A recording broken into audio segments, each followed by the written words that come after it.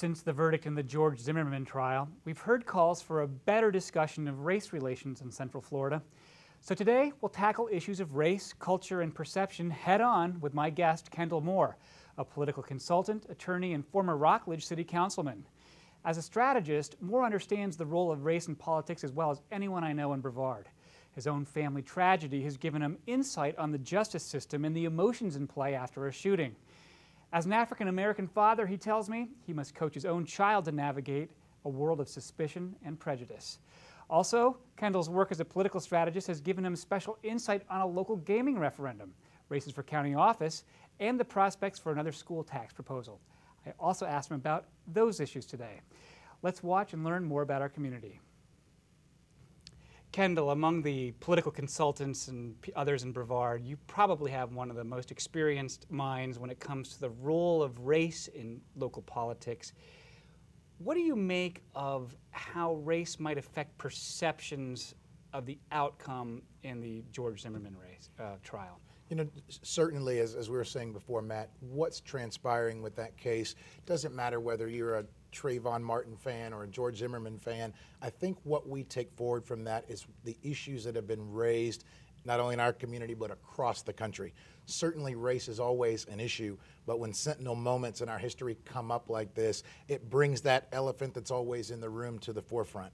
Not necessarily that there's a right opinion or a wrong, but obviously from what we hear on TV, from what we read in the opinion columns, there are super strong positions relating to this case, but many of them specifically define issues regarding race, and that perception is one that I think is extremely important. Doesn't matter what the viewpoint is, certainly there are strong perceptions, and the way that we address that and deal with that is to take the opportunity to have some real, true, and honest discussions post-trial as to really how we feel and how we may remedy some of those misperceptions that might exist. Well, how do you think perceptions differ? I mean, how do you feel compared to maybe how I feel? You know, I mean, certainly I think what goes into your perception is who you are. Taking a look at your background, taking a look at where you grew up, taking a look at whether you've got a single parent household, two parents, whether you grew up in the north or the south, just the total parameters that surround you go into the perceptions that you have. I mean, so often I say when you may see race and people may be concerned,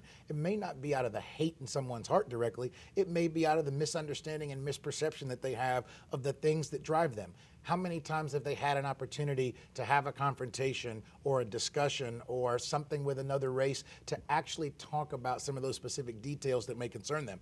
They may talk about others that think like them, that look like them, and that talk like them to come to a certain conclusion, rather than maybe having some discussions across varying lines, geographic, demographic, and racial lines, to really get a clear understanding. I'm not saying that you have to agree with someone that's on the other side or has a different perspective, right, but having a holistic view makes a big difference. One of the things, I mean, we learn in school, but I'm seeing myself in the media a lot, is just stereotyping.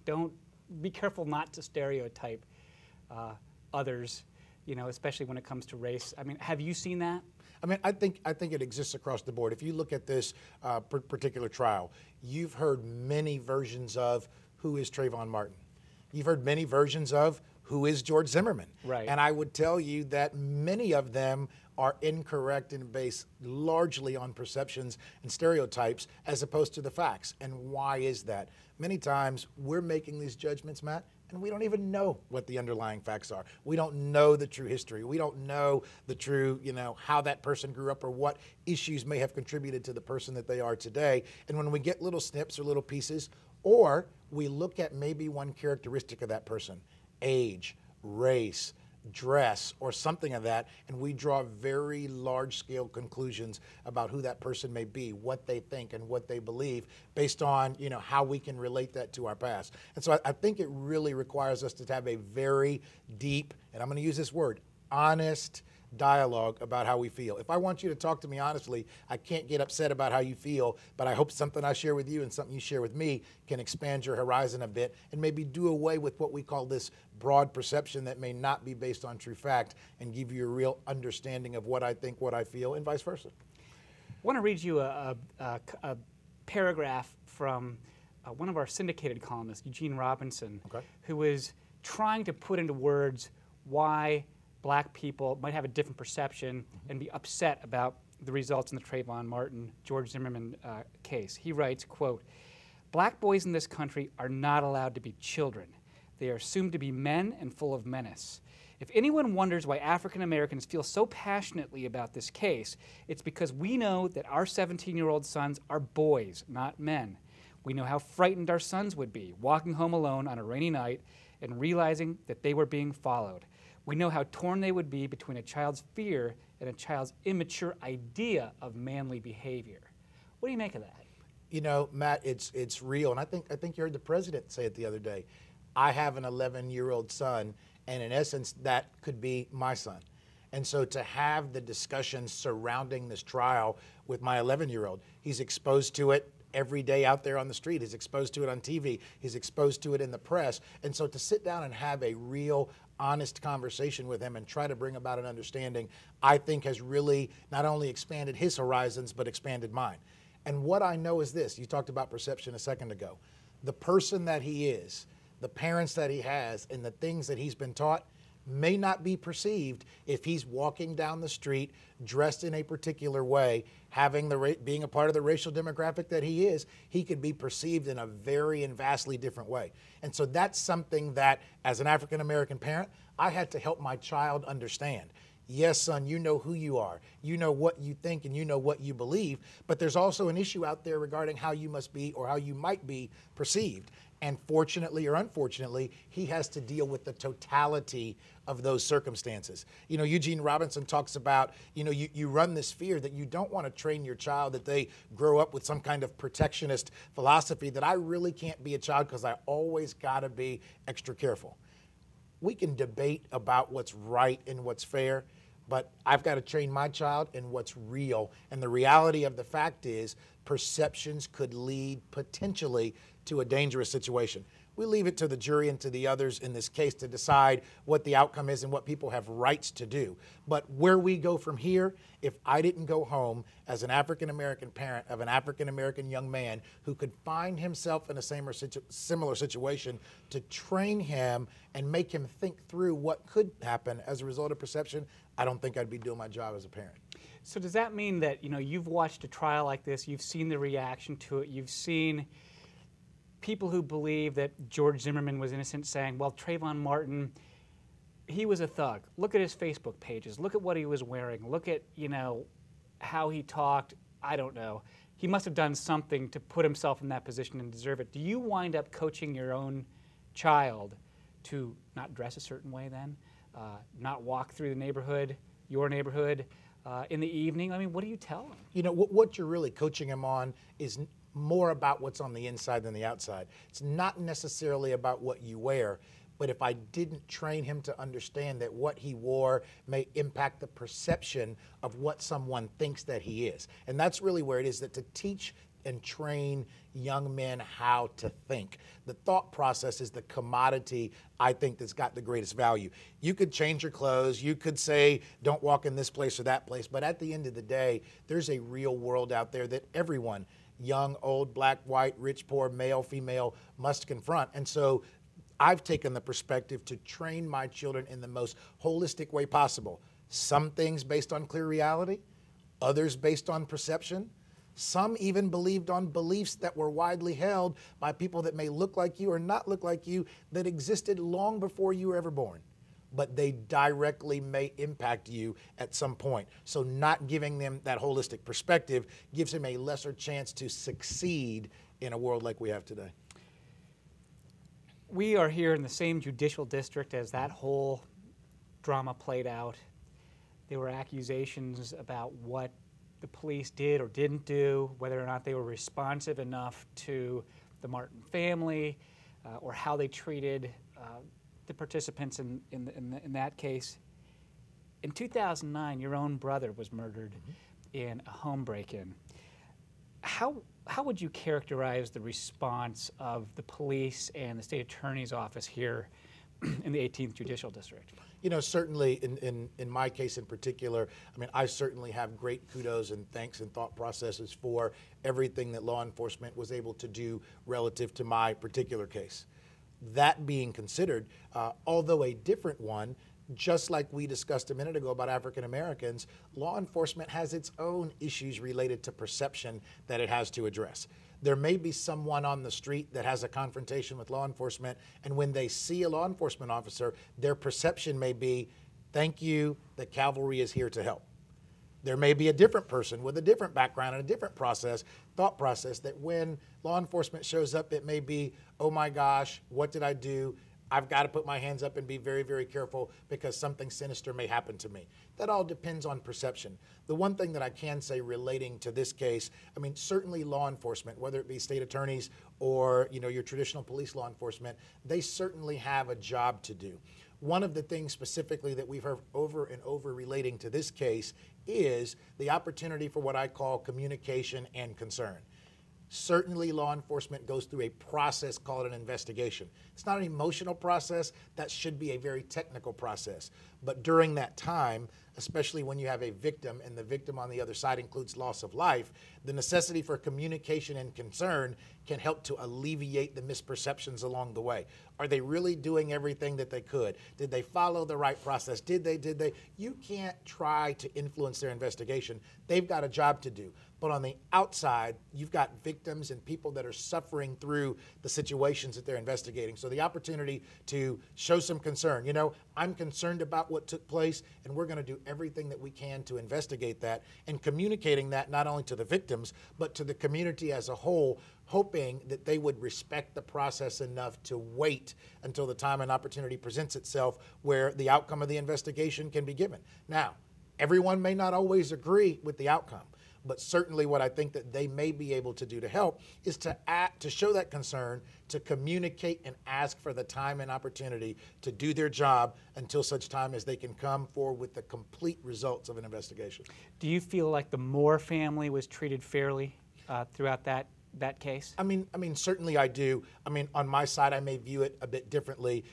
As an attorney, I had a very different vantage point and viewpoint, and my family was blessed to know and be privy to thought processes that maybe an attorney may have, right, that other families, may not. And so lots of the perspective may just simply have come from, my particular vantage point. But certainly in our case, it was the same and similar thing. They had a job to do. It didn't stop the emotion that my family or my deceased brother's friends felt during the time period when the person had not been arrested or when things had not happened and you had to go through funeral and other grieving processes when it was taking place. But at the end of the day, we had an open line of communication. We know that there was concern on the other side, but they had a job to do. I heard an officer say to me once, it's not necessarily about how I feel. Their business is about what they can prove. And that's why you want the investigations to go forward in a comprehensive way so that they can know and understand at the end of the day that may be something that's got to be brought in front of a jury, and proof positive is going to be the key element. Do you think that there's, of what you saw in the Zimmerman-Martin case, and you're seeing reaction to that outcome from all different kinds of people, is there anything about the stand your ground law, anything about the way that the investigative process works, or anything that you feel like could be improved? Certainly what I think needs to be improved is education.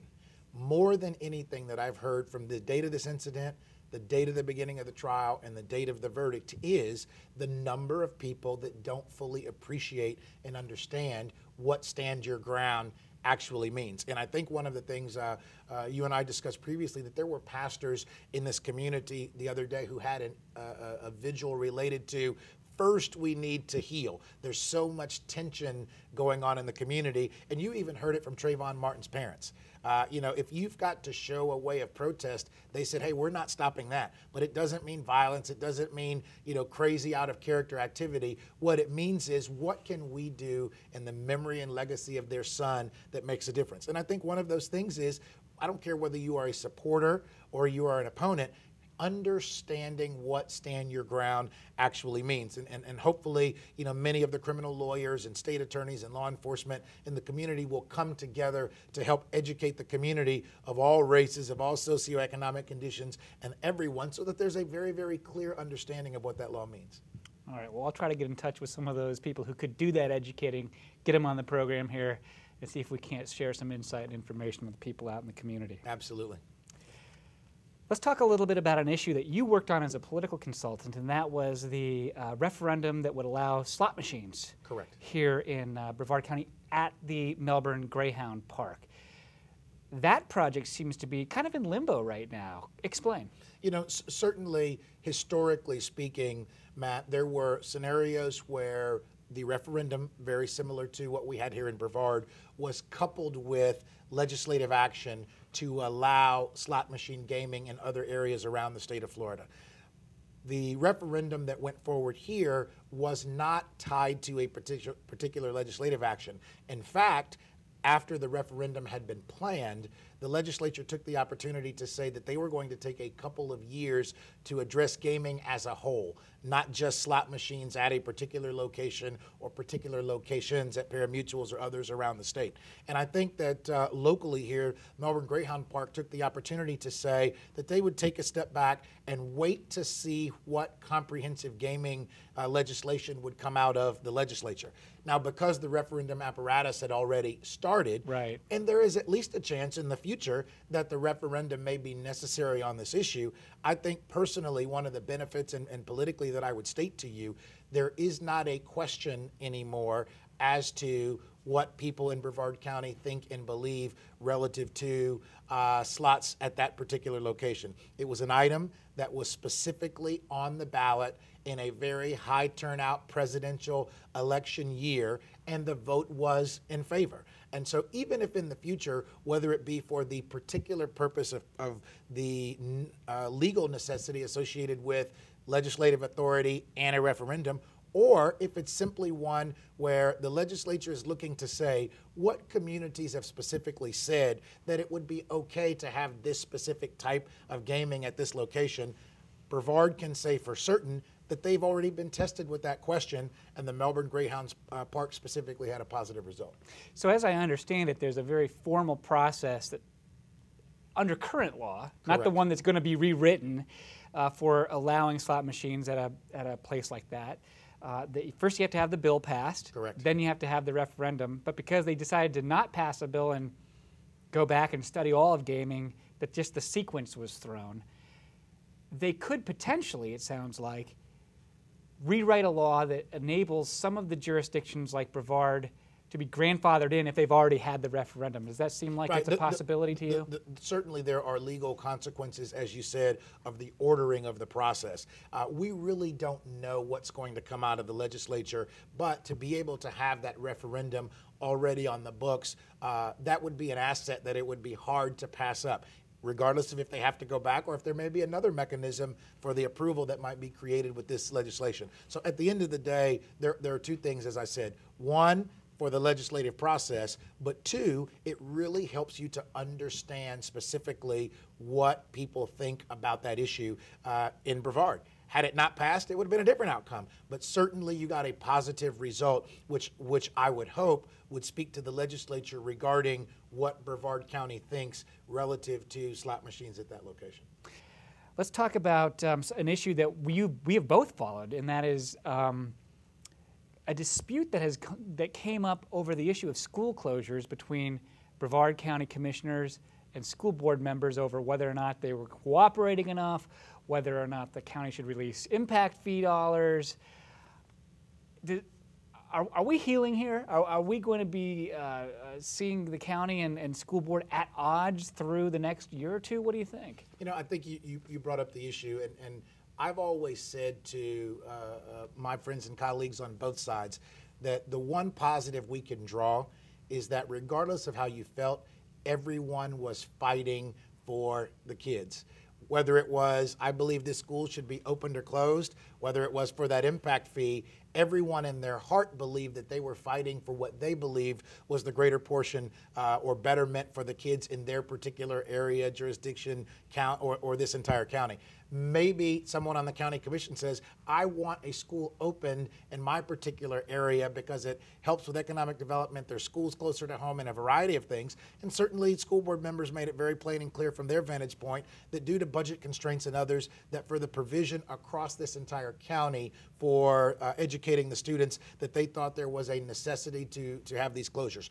You asked, where do we go from here? Certainly there have been dialogue on both sides about the ability and opportunity to get together to figure out how they can work together. Certainly each of them has their own jurisdiction and domain over the certain issues, but schools are important to county issues and county issues are important to the schools. So I think you will see those two bodies get together and hopefully they'll have some very, very solid technical discussions relative to not only the impact fees and closures, but maybe how they can work together on a greater scale. There were issues even this morning in the county commission meeting relative to, are there ways that these two large organizations that both deal with transportation, that both deal with facilities, that both deal with a variety of collective issues, that they might be able to work together in a multitude of ways to deal with our current budget crisis and to make the provision of services better. So I think you're going to see it coming here very soon. The county, or the school board, they suffered some downturns in their finances. They wanted to pass a local sales tax referendum in the last election, didn't get it. Right. It's pretty close, didn't get it. I would anticipate they might try again in 2014. Well, how should they proceed this time that they didn't last time? You know, I don't have any direct knowledge as to whether they will proceed or not. What I do have a direct opinion on is there are very, in my opinion, specific ways and things that you must do in order to get referendums to pass, regardless of the issue. And a lot of it has to do with very effective voter communication. There are many voters that may not know the detailed ins and outs. There are many voters that may not have specific information that they need to make a decision, and certainly that requires voter communication. Voter communication is a very expensive process from time to time when you look at the number of voters across Brevard County.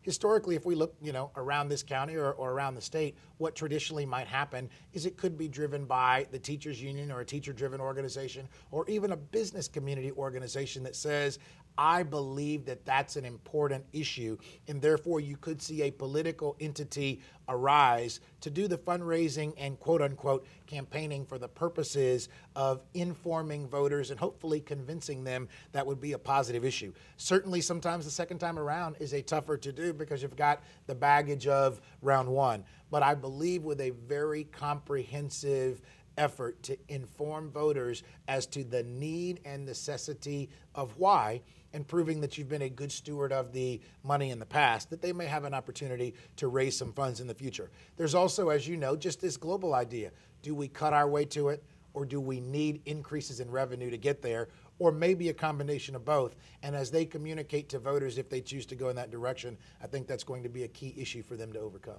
So at some point they need to facilitate a campaign. Somebody has to campaign. Someone. Okay.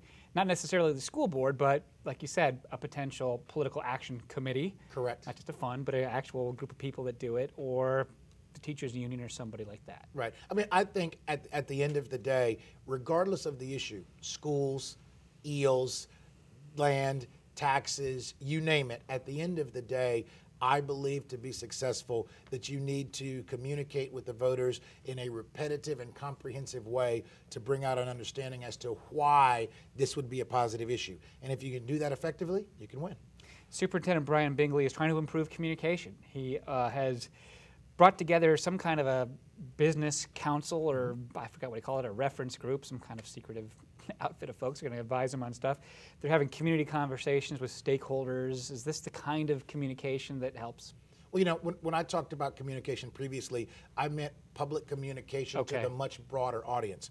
But I do think that that's a positive move for the superintendent, because at the end of the day, I always say it's his job and he may make the final decision. But the opportunity to have varying perspectives from varying people who are going to tell you not necessarily what you want to hear, but strongly how they feel on a particular issue. And they've got a fundamental background and basis in this community to provide that opinion. I think all of that information will certainly help him to make a much more well-rounded decision. At the end of the day, the decision still belongs to him, but bringing folks together, if the purpose of the process is to really bring about a well-rounded and robust dialogue regarding the issues, certainly it could have a benefit. Let's look at the county commission races. There are two county commissioners who are going to be, I guess, term limited out. That's correct. Chuck Nelson in District 2, Merritt Island, Cocoa, Rockledge, even Rockledge now, right? and Cocoa Beach, and then also Mary Bullen, Right. Who is was it District 4? Correre. That's the more central area. Vere, Satellite Beach, a large part of Melbourne. There are something like 19 candidates signed up to run for this, all Republicans so far. What kind of a choice are we looking at here? Are Democrats giving up on these races, or is it, what's up? How do you size that up? You know, I'll give you my view in terms of personal, and I'll give you my view in terms of politics. I've got a bit of a unique view because I actually chaired the committee that redrew the districts for the county, the redistricting committee, where each county commissioner has the opportunity to appoint an equal number of people to that commission that would then oversee the drawing of the districts that are ultimately approved by the county commission. At the end of the day, many times, Matt, these districts are about the math. And District 4 particularly, one under a different drawing of the district, where I actually was previously a candidate myself, is one where the number of Republican voters greatly outweighs the number of Democratic voters. So not to say that Democrats shouldn't get in. I'm always happy to see anyone from any party get in. But at the end of the day, it is certainly a mathematical challenge, you know what I mean, in that regard, even compared to some of the other districts that exist out there. So certainly that's one characteristic. A second characteristic, as you know, the number of Republicans across this county, period, often contribute to the number of them that you may find competing in a variety of races. So as it looks today, there are two hotly contested Republican primaries that will exist in District 2 and District 4 relating to the upcoming elections. And depending on whether there are independents or Democrats that get into the races later on, that will start to determine, you know, who gets the opportunity to vote in these upcoming elections. So it should be a very interesting time between now and primary season. Kendall Moore, thank you so much for joining us today. Thank you, Matt. Well, that's our program. Thanks for joining us in the Florida Today newsroom. I'm Matt Reed, and as always, you can rebut or reply anything you see on this program by sending an email to letters@floridatoday.com. We'll see you right here next week.